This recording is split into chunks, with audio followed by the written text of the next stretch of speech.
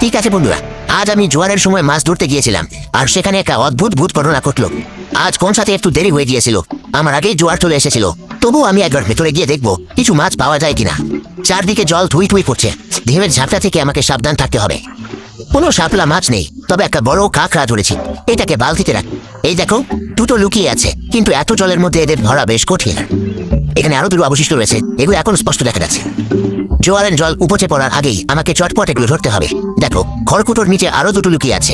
এই হৃষ্টপুষ্ট কাঁকড়াটা নেব, এটা জাস্ট ফাটাফাটি। আয় আমার বালতিতে আয় শোনা, এখানে অলরেডি 3টে আছে।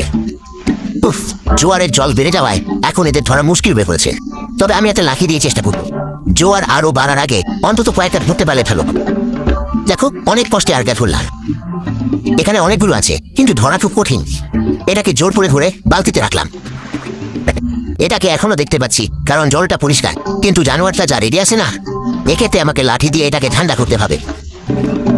ব্যাস, এবার এটাকে বাকে পেয়েছে। বালতিতে যা, আর একটাই বাকি আছে বন্ধুরা। এত জোয়ার সত্ত্বেও আমি এই দূরটিগুলোকে ধরতে পারছি। আর শক্তপোক্ত হওয়ার কথা বললে এই দানবটার সাইজ দেখো একবার, মাথা খারাপ হয়ে যাবে।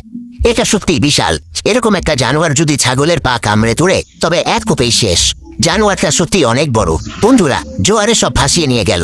এখনো অনেক কাঁকড়া আছে, কিন্তু ধরা যাচ্ছে না। তাই আমি আটকে পড়ার আগেই এখান থেকে কেটে পড়ি।